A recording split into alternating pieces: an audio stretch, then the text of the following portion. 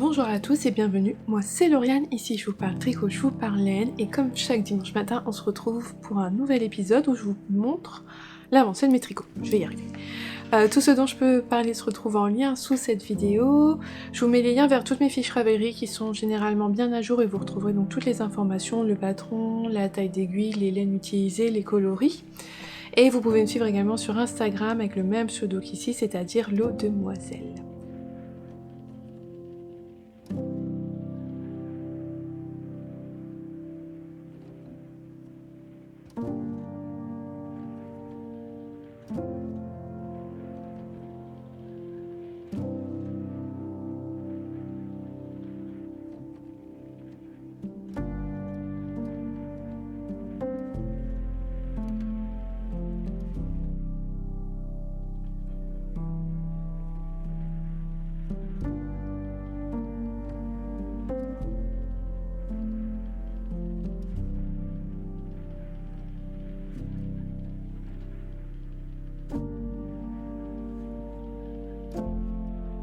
Se retrouve.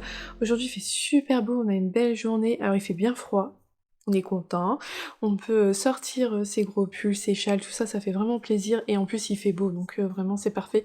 On a eu 2 jours de forte pluie où voilà, certains endroits ça y est, près de chez nous c'est déjà inondé, mais nous personnellement ça va. Les aménagements qui ont été faits ont l'air d'être corrects. Est-ce qu'ils vont suffire à plusieurs jours de pluie? Ça on sait pas encore parce que vraiment ça s'est bien rempli en une journée. Là on voit quand même que ouais, il y avait quand même déjà beaucoup d'eau et qu'il y a déjà quand même à des endroits où c'est un peu limite. Alors si vraiment il fallait avoir beaucoup de jours de pluie, je suis pas sûre que ça soit optimal. Mais bon, pour l'instant tout va bien. Alors comme il faisait froid, aujourd'hui j'ai ressorti pour la première fois de la saison mon pull millefeuille, ce modèle de Loli la Fée. Et je l'aime beaucoup. Il y a quand même quelques pulls comme ça dans ma garde-robe, des pulls chouchous que j'adore porter, et celui-ci en fait partie parce qu'il est doux, il est chaud. C'est un mélange, alors moi je l'ai tricoté, si je dis pas de bêtises, en or de drops, et avec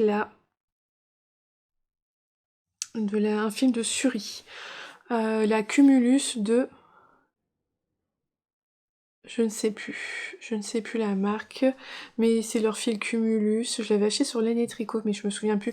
Enfin voilà, je vous le mets à l'écran, sur ma fiche Ravelry c'est bien indiqué. Ça avait permis de limiter un peu le coût, parce que la Suri chez les teinturiers c'est vraiment très cher, mais ça a vraiment ce côté très doux, très chaud, un peu plus épais que si c'est une fingering et un mohair, et c'est vrai que je l'aime beaucoup.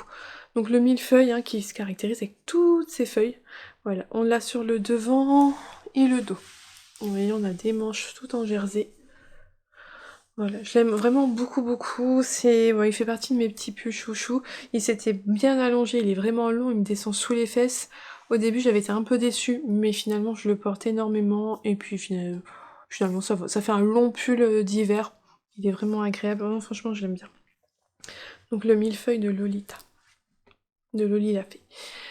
Je tenais également à vous remercier pour tous les commentaires sous la précédente vidéo, pour tous vos messages pour notre chat.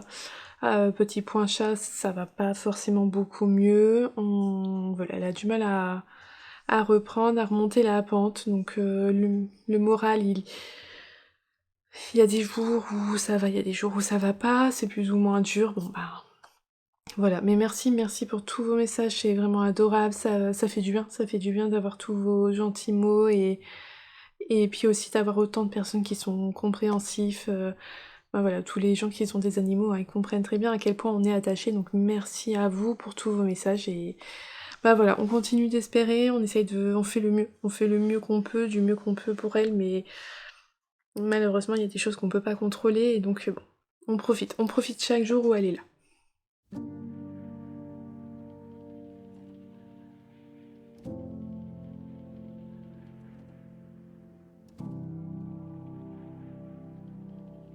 Alors sinon, bah on va parler un peu de ce que j'ai sur mes aiguilles. Alors contrairement à la semaine dernière où j'avais mes tricots à vous montrer, où j'avais reçu la box de la collection de Bergerie, où j'avais fait tout le retour sur le Shibazar, forcément l'épisode était super long, beaucoup plus long que d'habitude. Bah, finalement aussi long qu'il y a peut-être encore il y a 1 an où je faisais des vlogs beaucoup plus longs, où je faisais des épisodes beaucoup plus longs.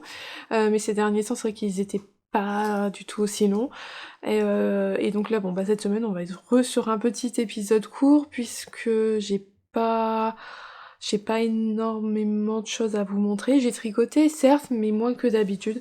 Voilà, la situation à la maison fait que je tricote quand même beaucoup moins. Le moral est pas là, la fatigue est bien présente. Donc non, il y a moins de tricot, donc j'ai moins de choses à vous montrer. Donc on va être sur un petit épisode. Et puis j'ai rien du tout à vous montrer. J'ai pas acheté quoi que ce soit depuis le Stivater. J'ai rien reçu, j'ai rien de prévu. Donc vraiment, on va juste parler de mes tricots. Alors, celui qui est là, toujours là, et qui, je pensais avoir fini mon écheveau, et ben même pas. Mon pull V-neck de Rory Locatelli. Je n'ai toujours pas fini le deuxième écheveau. Et pourtant, j'ai tricoté dessus. J'ai quand même bien avancé sur le corps. Que je vous trouve, hop, mes petits anneaux marqueurs. Donc j'en étais là quand je vous l'ai montré la semaine dernière. J'ai quand même tricoté tout ça, mine de rien, c'est quand même pas... C'est pas négligeable. J'ai quand même bien avancé dessus. Mais je suis encore et toujours sur mon écheveau. Alors il reste pas énorme, mais il est toujours là. Vous savez, c'est l'impression d'avoir des écheveaux infinis là. J'ai beau le tricoter, j'ai beau faire tourner le truc, bah il me reste toujours du fil. Toujours pas fini le deuxième écheveau. Après, ce sont des écheveaux qui font 120 grammes. Donc il y a 20 grammes de plus que d'habitude. Donc il y a 480 mètres. Donc une fois que je l'aurai tricoté, ben, c'est comme si j'avais tricoté 240 grammes de fil, soit 2 écheveaux et demi, quoi, quasiment. Donc forcément que c'est long, mais c'est long. J'en vois pas le bout. J'en vois pas le bout. J'ai eu envie de rétrécir le corps, de me dire allez, je fais les côtes, mais j'ai peur que s'il est trop court, ça rentre peut-être pas bien, moi. Je peux pas l'essayer. Ah, si je pourrais, mais il faudrait que je mette un câble. C'est vrai que je l'ai pas fait. Bon bref, je suis toujours dessus. C'est long. C'est long, c'est long. Là, j'avoue que j'ai hâte que ça soit terminé. Et après, ça devrait aller beaucoup plus vite, hein, parce que, ben, franchement, une fois que j'aurai fini mon écheveau, là, par contre, je serai arrivée vraiment, je pense, au bout du corps. Il me restera que les côtes à faire. Je sais même pas, il faudrait d'ailleurs que je remesure. Peut-être que je dois commencer bientôt les côtes. Moi, je pense que je vais essayer de finir mon écheveau, puis je commencerai mes côtes avec le troisième. Mais vraiment, j'aurai vraiment fait tout le corps, et après, là, il me restera plus qu'à faire l'encolure et les manches. Donc ça ira, puis les côtes en bas, ça ira vite après.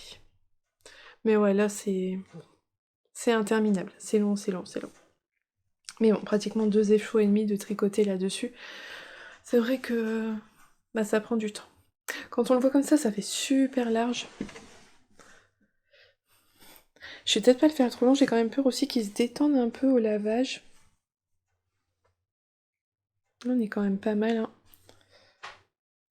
Ouais, ça va aller vite, hein, les manches là. Moi, ça m'arrive déjà au coude, donc je vais avoir que ça à tricoter. Non, oui, une fois que le corps il sera passé, ça ira vite. Mais pour l'instant, bah, je suis toujours sur ce corps. Ouais, je vais mesurer pour regarder un peu quand même. Mais il va être beau. Il va être... J'ai hâte qu'il soit fini pour le porter, avant qu'il fasse trop froid. Mais ouais, non, il va être beau, franchement. Moi, finalement, c'était une forme, le boxy, que je pensais qu'il m'irait pas. Et pour avoir fait le fade, le lace and fade boxy, j'aime beaucoup, je trouve que ça me va bien. Ou en tout cas, moi, je me sens bien dedans. Je m'en fiche. Des gens peut-être vont dire non, ça te va pas bien. Moi, je me sens bien dedans, j'aime beaucoup le mettre, donc je me dis que lui aussi, ça va être chouette. Puis ça faisait longtemps, ça faisait partie en fait des modèles, quand moi j'ai commencé à tricoter, que j'aimais beaucoup. Le boxy, la première version, je viens d'aller voir, le pull boxy, il est sorti en 2012.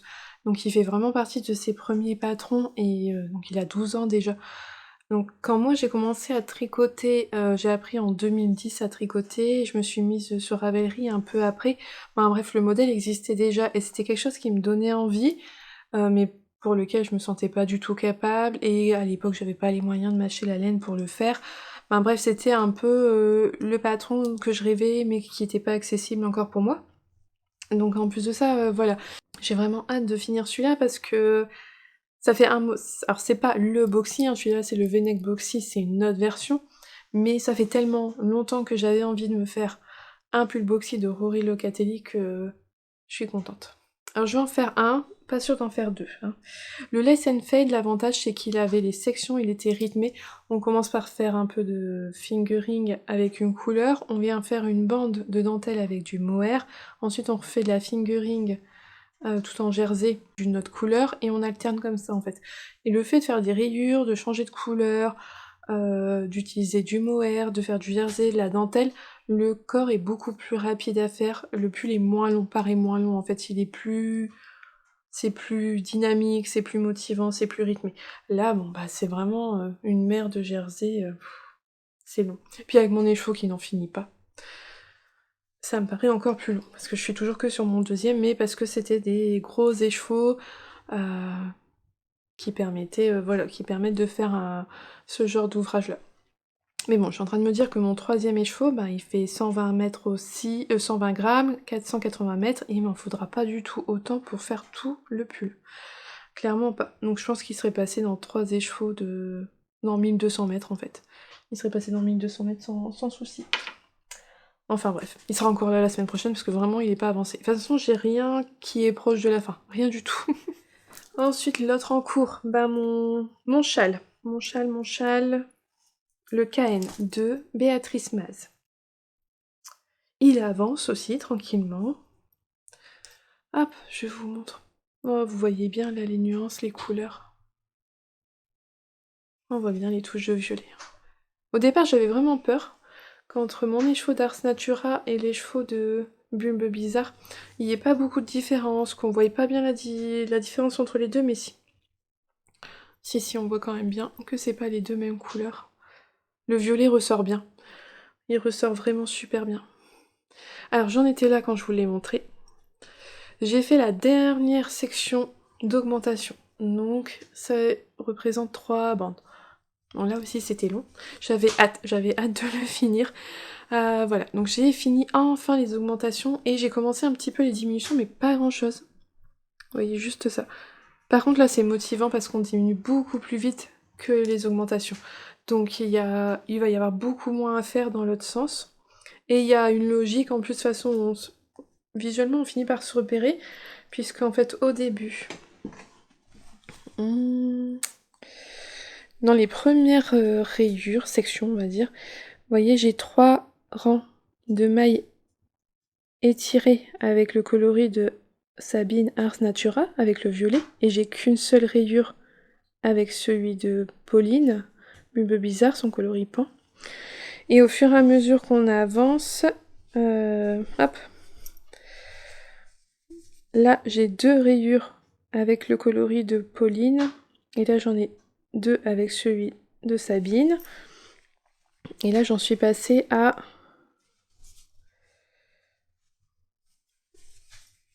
3. Je vais avoir 3 rayures avec le coloris de Pauline et une seule de chez Ars Natura. Donc ça veut dire qu'on arrive vers la fin en fait. On est passé de... Il y avait beaucoup de violet à... Maintenant il va y avoir beaucoup plus de vert. Jusqu'ici en fait on était moitié-moitié. 2 et 2. Mais là on va passer à 3 de vert et un seul avec du violet. Et puis ça arrive à la fin.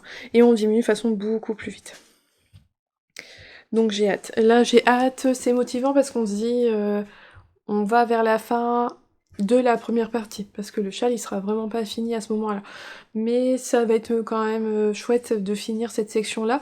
Alors elle est agréable à tricoter, elle demande un peu de concentration, mais pas trop, pas tous les rangs. Il y a des rangs qui se tricotent vraiment bien sans prise de tête.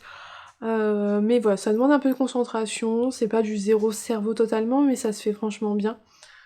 La logique au niveau par exemple des couleurs, ça se retient bien. Ouais non, franchement il est agréable à tricoter. Mais j'avoue que j'ai quand même hâte de finir cette partie-là pour faire la suite. Et la suite consiste à tricoter en fait une bordure tout autour du châle. J'ai hâte un peu de voir comment on va faire, comment elle se divise, quels morceaux on fait, voilà, voir un peu comment c'est construit. Mais il va être quand même assez long, parce que là il a déjà quand même tout ça en longueur, et donc il y a encore la partie tout en diminution à faire. Donc voilà, j'espère vraiment la semaine prochaine avoir fini toute la partie centrale et avoir bien entamé si possible le pourtour. Ça serait chouette. Mais ouais, non, ça avance pas vite, hein, vraiment pas vite. Ah si, ça avançait bien, puisque mine de rien, j'ai fait tout ça, mais voilà, j'ai franchement rien de plus à vous dire. Pas grand-chose à vous dire cette semaine. Je vous redis pas à chaque fois tous les coloris, tous ceux qui regardent les vidéos chaque semaine ont l'habitude, les connaissent bien. Hop. Donc voilà, le KN de Béatrice Maz, que j'aime beaucoup tricoter. Et je suis contente d'avoir fait enfin ce modèle que j'avais depuis longtemps dans ma bibliothèque Ravelry. Et enfin, le dernier en cours, je l'avais commencé la semaine dernière. Il a pas beaucoup avancé, le pauvre.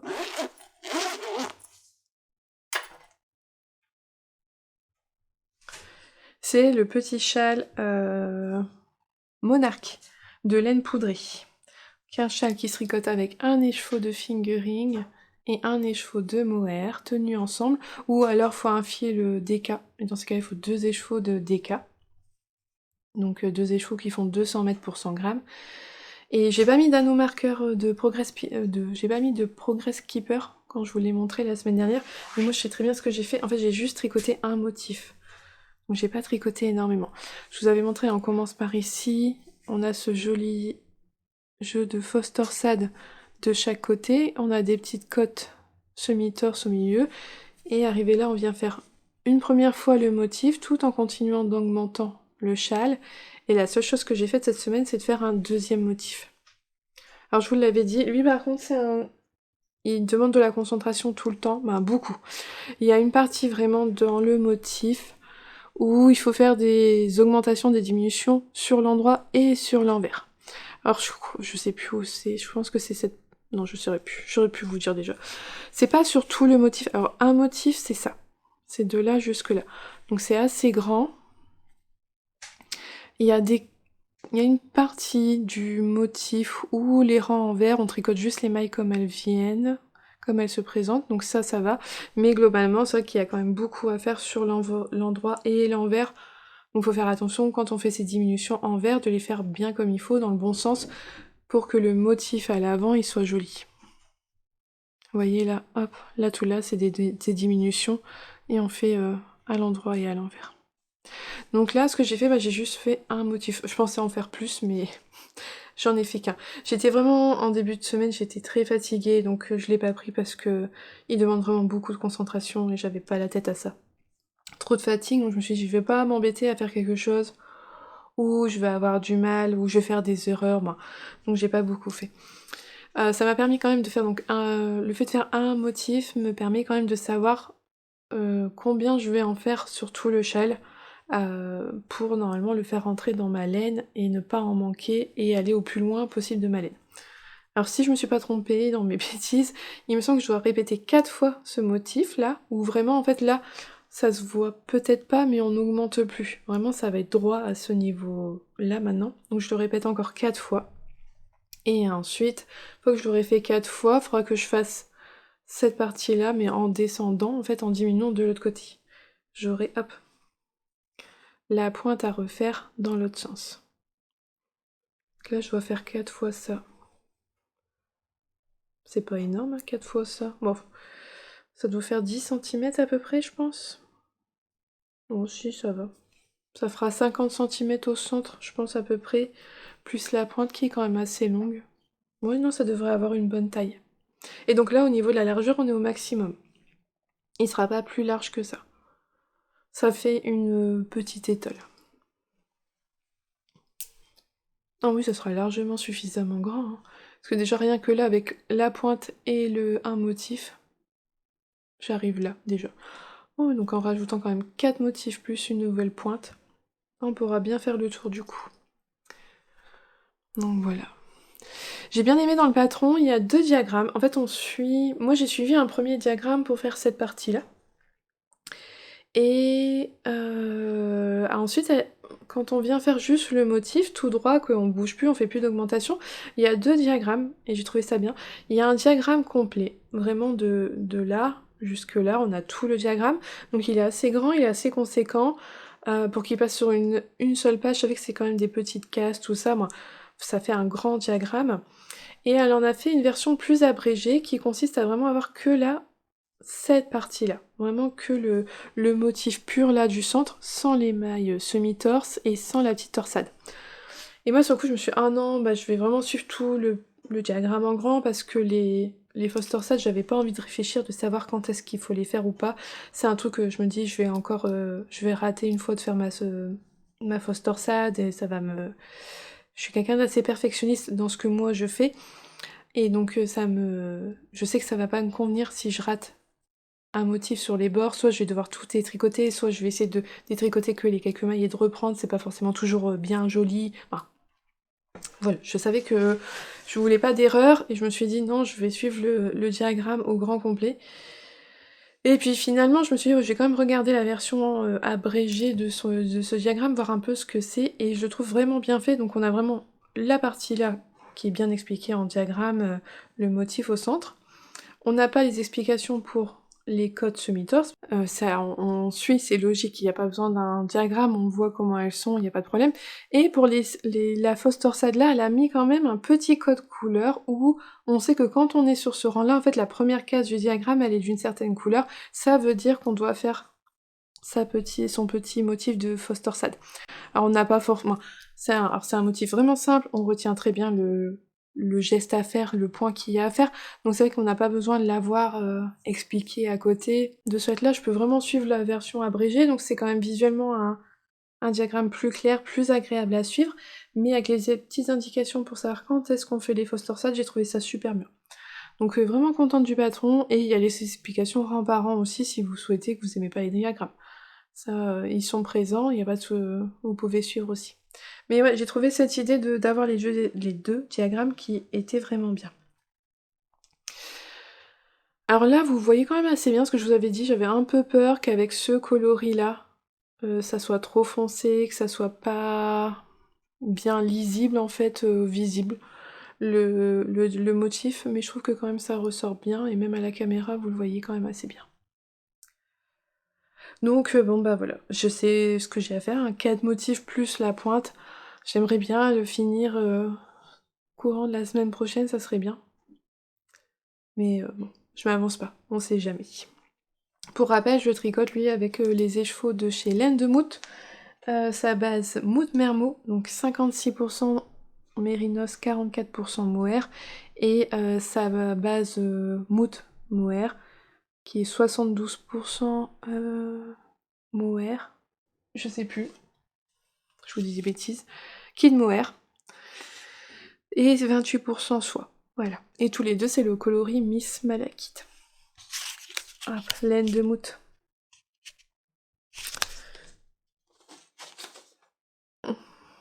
Donc d'après mes calculs, ma fingering, je veux aller loin. Dans ma fingering, il n'y a pas de souci. Par contre, il va me rester du mohair. Donc je vais le garder, hein. J'ai tout un panier, un sac avec tous mes restes de mohair. Mais voilà, je vais aller bien assez loin dans ma fingering, mais pas dans mon mohair. Mais après, ça s'explique, là, il n'y a que 366 mètres pour 100 grammes, et là, il y a 420 mètres. Donc déjà, ils n'ont pas la même longueur tous les deux, et je trouve souvent, généralement quand je tricote des ouvrages avec deux fils comme ça ensemble, j'utilise souvent moins de mohair que de fingering.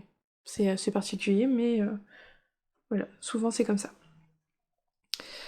Donc on verra bien la semaine prochaine si j'ai réussi à faire mes 4 motifs et à entamer la pointe ou pas. On verra. Suspense la semaine prochaine. Et donc c'est tout. Franchement c'est tout pour cette semaine. J'ai rien de plus à vous dire. J'ai fait tout ce que... Voilà, c'est tout ce que j'ai. J'ai rien reçu. J'ai pas de retour à vous faire sur quelque chose.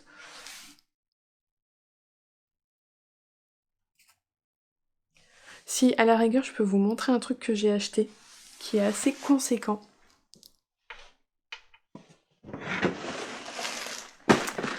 Parce qu'à force d'avoir des anneaux marqueurs et des embouts pour les aiguilles, je ne savais plus comment les ranger. Et surtout les embouts c'est quand même assez gros, ça prend de la place.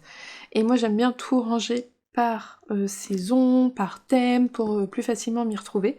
Et j'ai acheté ça je crois il y a une semaine ou deux, une mallette pour tous les ranger.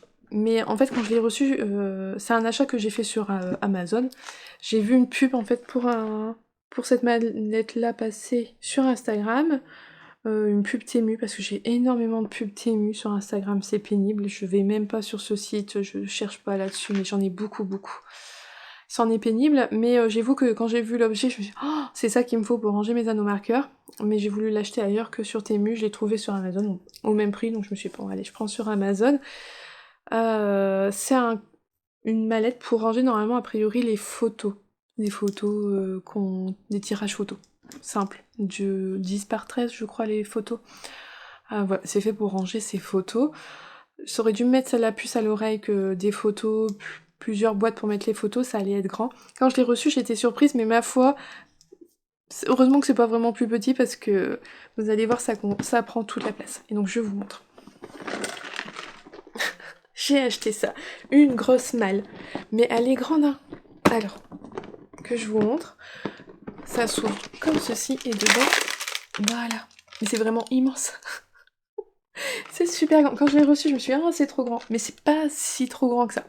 Donc, on a 1, 2, 3, 4, 5, 6, 7. Il y a 8. Il y a 8 boîtes d'un côté, 8 boîtes de l'autre. Il en manque 2 là parce qu'elles sont sorties. En fait, elles sont dans mes étagères ici. C'est ceux de l'automne que j'ai mis, que j'utilise en fait en ce moment. Donc, elles sont pas rangées dedans. Et donc, j'ai pu tout ranger. Donc, violet et bleu, j'ai mis ceux de l'hiver.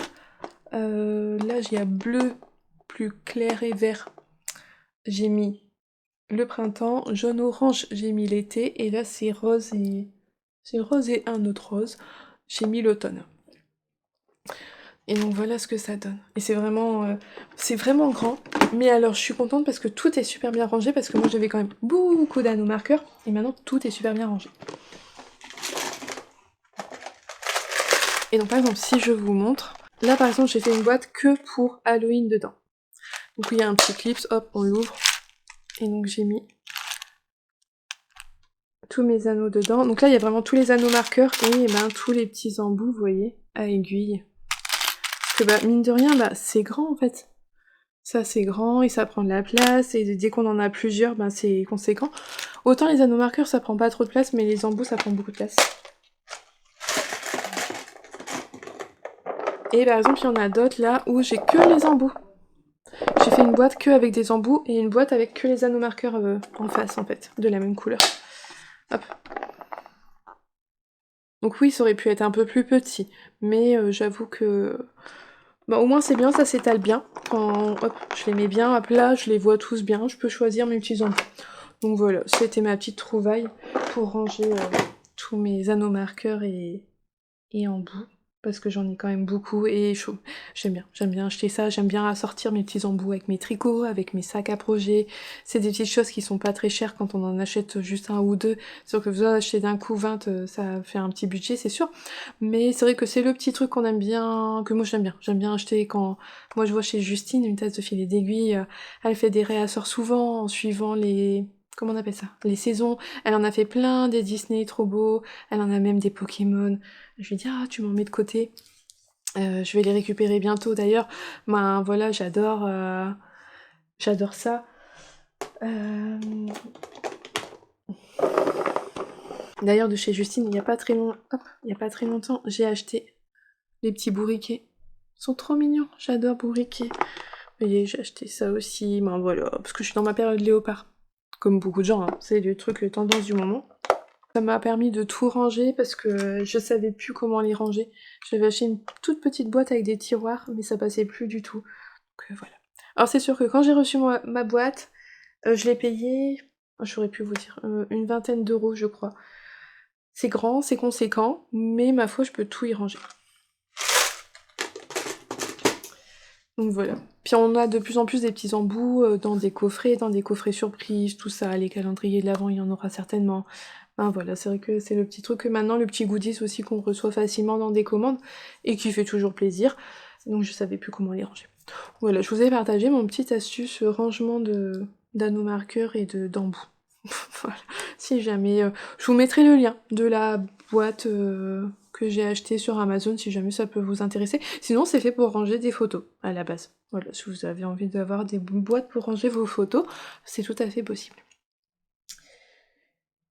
Et bien c'est tout. On est arrivé au bout de cet épisode. J'ai vraiment rien de plus à vous dire cette semaine. J'espère que voilà, dans les semaines à venir, j'espère faire des vidéos plus longues.